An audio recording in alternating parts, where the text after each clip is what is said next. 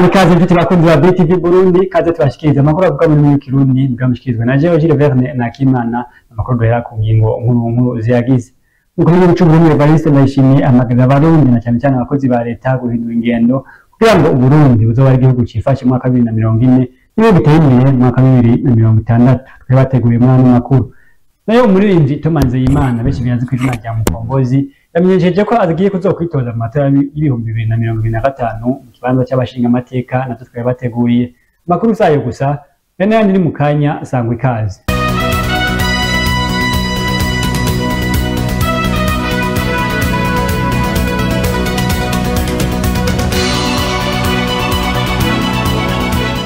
ndasubiye kubaramutsa nongera ndabaha n'ikaze ko nemeje kubashikiriza mu ngingo nkuru mukuru w'igihugu cy'u Burundi Evariste Ndayishimiye amagarira abarundi bose na cyane abakozi ba leta guhindura ingendo kugira ngo Burundi buzoshike kuyangiro bwihaye igihugu cifashe mu mwaka 2040 n'igihugu giteye imbere mu mwaka 2060 nimwe twateguriwe na mugenzi wacu Patrick Atangimana.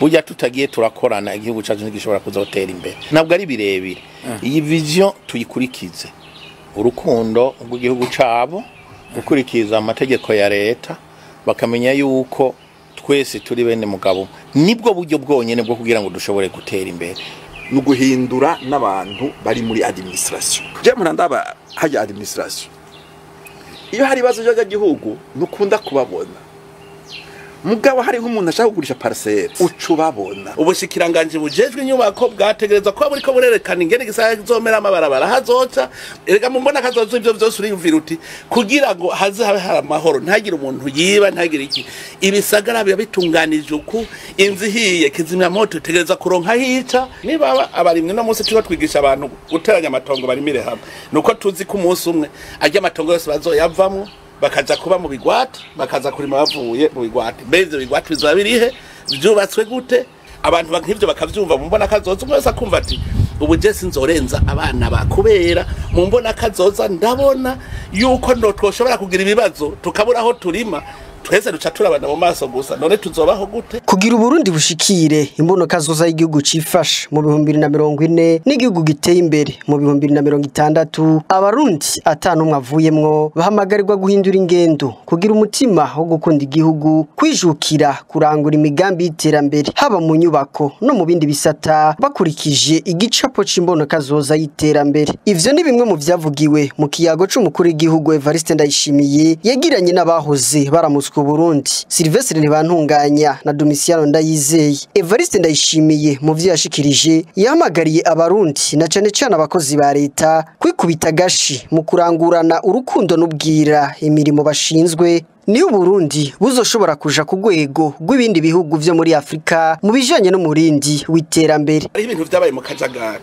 ubu dusubira gutondesha umuntu gutonda kukaza atatonze ku kazi mu bisanzwe nk'ivyo rero abo muri ya ministere nta numwe ubona mu kabare bose abatana amamashini avuga ati jewe mu gisata canje ntegereza gukora ibi kugira ngo abene igihugu bariko barakora mu ruri yambona kazoza bakorera uko burya abantu menga bagize akabare umugambi kuja mu kabare barasiganwa uzobona bagundana ngo amasaha ageze yo gutaha ukabona afashe imodoka agenda wibaza ngo ngirangagiye gucora inka yiwe cyagiye kuba kumbe aruhukira kwikontwari ngo barantanze hari abantu rero babigize umugambi kandi uze wumvirize n'ubukene bamuvugira kwikontwari nta muntu ariko ararima aravuga ngo ubukene tuzova mu guha yaha turi ibi tugezeko ibihugu ahandi byari n'inyuma yaha hajye bona mu Bushinwa ndavuga batuzonyonora n'urubanza gupfa hajye nukurumva byari byarabaye irango nta gihugu na kimwe uzubaze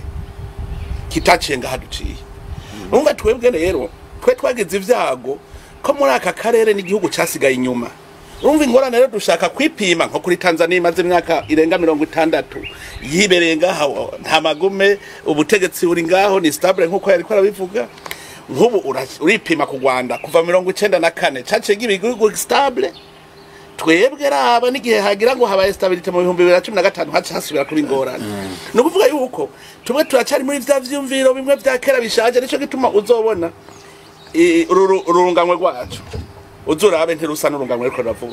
Ico kiyago umukuru w'igihugu Evariste Ndayishimiye akaba yakigiranye n'abahoze baramutswa u Burundi Domitiano Ndayizeye na Sylvestre Ntibantunganya mu ntumbero kurabira hamwe icokorwa kugira u Burundi bushike kumbona kazoza igihugu cifashe mu 2040 n'igihugu giteye imbere mu 2060. Naho hasigaye iminsi mike cyane ngo himbazwe umunsi mukuru wa Noel, yiteguye niri kwigenda neza nkuko bishikirizwa n'abadandaza ugereranije nuko vyahora mu minsi yahera uko baza kugura ibisharizo byo bitegurira Noel mu mwaka siko biriko biragenda. Elvis Munyaneza niwe yateguye iyi nkuru. Mu gihe hasigaye iminsi mike ngo umunsi mukuru wa Noel uhimbazwe, imyiteguro y'uwo munsi mukuru ntirikirahurumbirwa nkuko vyahora mu myaka iheze. Mu mabarabara mwamwe niho hibonekeza ibisharizo biranga uwo munsi mukuru, aho twashoboye guca nko kwihwaniro ry'ibarabara ryitiriwe Iprona n'ibarabara ryitiriwe Peuple Murundi haribonekeza igiti ca Noel. Ahandi ni nko kwibarabara ryitiriwe Umuganwa Rudoviko.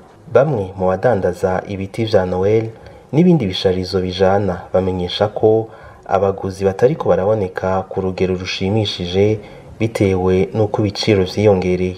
Ko haraza umwe harabaza kubaza bakaca bagenda ngo bazogaruka bakavuga ngo birazimvye, ukabona ko nyene birazimvye kweri. Isape yari kuri nonyi yari kuri 50.000 ubigeze kuri 4. Ibintu rero nivyoroshe bigenda birazimba bivanye n'ibihe tugezemwo. Inkofero ya Noel yari kuri 2500 ubigeze kuri 5000. Girande yo kudekora isape yari ku 3000 ubigeze ku 7,000. Byose byagiye rero birazimba ni hatari. Ubu rero n'abakiriye ntibaza nkuko byahora gose. Sinzi yuko ari iminsi sigaye ngira bazoza mu nyuma. Mugabo turiko turaraba isape nk'ubu ntituriko turagurisha nkuko byari bikenewe. Ivyo biruko mu gihe hasigaye iminsi 4 ngo umunsi mukuru wa Noel uhimbazwe. Ugaruka rafise imigambi myinshi gukora mu guteza imbere igihugu ndetse nagwo rukiteza imbere. Bikaba byashikirijwe na Nzeyimana Thomas umuririmbyi w'umurundi azwi ku izina rya Mukombozi, yatwaye ibimuranga mu mugwi w'igihugu wigenga uje gutegura amatora seni kuri wa gatanu gerekezo rya 20 Kigarama mwaka 2024, aho yaragiye kwiyandikisha ngo azoserukira urwaruka mu matora y'abashinga amateka azaba mu mwaka uza 2025. Mukombozi akaba yagize ati: Nzeyimana Thomas imvukira yo mu ntara ya Makamba mu ntara yagutse ya Burunga yavuze igenekezo rya 2024 mu Kakaro mwaka w'1988 afite urupapuro rw'umutsindo rw'amashuri yisumbuye mu gisata c'indimi za none. Akaba atangiye urugendo rwo kuririmba mu mwaka w'2009 akaba amaze gutahukana ubushimwe bugera kuri 5. Katubande tubashikirize yavuga mu makungu imbere yo kurangiza amakuru yacu batubashikana mu gihugu ca Nigeria abana 35 bapfuye ndetse no mu mazinga ya Mayotte aho umukuru w'igihugu c'Ubufaransa Emmanuel Macron yari yabagendeye. Mu gihugu ca Nigeria abana bagera ku 35 baritavye Imana kuri wa gatatu aho bari bagiye mu munsi mukuru wo kwifuriza Noel mu kubagaburira no kubaha amafaranga make wateguwe n'ikigo cyitwa Fondation Wings. Uwo munsi mukuru wari wabereye mu ishure rya Islam mu manuko bushira uburengero bw'igihugu ca Nigeria gisagara kigira gatatu muri ico gihugu. Abana bagera ku 35 barahasize ubuzima n'abandi benshi bakomeretse mu gihe bariko baranigana bashaka kwinjira Miko cy'iryo shure ryari kuberamwo uwo munsi mukuru. Abakomeretse rero bariko baritabwaho mu bitaro bitandukanye uko bishikirizwa na Adewar Osifeso muvugizi w'igipolisi cyo mu gace ka Oyo. Abantu 8 baramaze guhagarikwa kugira babazwe icyatumye bashira mu kaga abana bangana gutyo batatigwe neza iyo misi mikuru yabo. Bari bamaze guhagarikwa rero harimo ishirahamwe Fondation Wings ryari ryateguye ivyo bikorwa hamwe ni radio Afidegbo FM hamwe n'abandi bamaze guhagarikwa kugira ngo amatohoza abandanya kogwa. Ikigo kijeje kurwanya iterabwoba mu gace ka Ohiyo kaba cyo cifatiye mu minwe ivyo bikorwa ngo bishikirizwa na Dewara Osifeso. Buramatari w'intara ya Ohiyo abicishije ku rubuga rwiwe rwa Twitter yamenyesheje ko yihanganishije imiryango yahuye n'ivyago vyo kubura ababo, yasakamenyesha ko intara yose iri kumwe nabo bavyeyi. Kuri uyu wa kane Emmanuel Macron mukuru w'igihugu c'Ubufaransa yarishikiye mu mazinga ya Mayotte inyuma y'impanuka zatewe n'umuyaga w'igihuhusi wiswe Shido wahitanye ibitari bike. Kabace yemera ko yongeye ko umunsi aho yaciye avuga ko azova muri mazinga kuri uyu wa gatanu kugira yafadikanye n'abanyagihugu baho mu ngorane barimwo zatewe n'uwo muyaga ukaze cyane. Hari haheze imyaka igera ku 90 hadaciye umuyaga uri kuri ubwo bukari. N'agashavu kenshi abanyagihugu bo muri ayo mazinga ya Mayotte bagirije Emmanuel Macron ko atana kimwe ariko arakora mu kubafasha ndetse ko n'amazinga yabo asa nayibagiwe. Emmanuel Macron yabashikirije ko iyo batari begukira igihugu cy'Ubufaransa abari mu ngorane nyinshi cyane gusumbiza bari mwubu. Yagize ati nijwi rirenga sije natumye uwo muyaga ubatera sije no bibazwa naje ngaha kugira nifadikanye namwe mu ngorane murimo nari gusubira inyuma gace biboneka ko ataco bimbwiye ariko namwe mwirinde amajambo y'abacanishamwe. Gushika ubu abantu 31 nibo bamaze kumenyekana ko bamaze kwasiga ubuzima nayo abagera ku 2500 barakomeretse. Bishoboka ko ibitigiri bishobora kuba birenga kure cyane yimaze kumenyekana uko bimenyeshwa na Emmanuel Macron. Uwo muyaga ko bahitanye abantu bagera ku 73 mu gihugu ca Mozambique kuri uw'Imana aho waciye uri kurarengana. Niko ya makuru avuga amahunguru cyo turangiriza ko amakuru yacu kandi abashimire mwebwe mwese mudengeje no kwikana ibiganiro by'umuhesha kure yacu ari nayo yanyu ya BTV Burundi ndabatumirira kubana n'umukurikirana ibiganiro byacu naho ubutaha murakoze.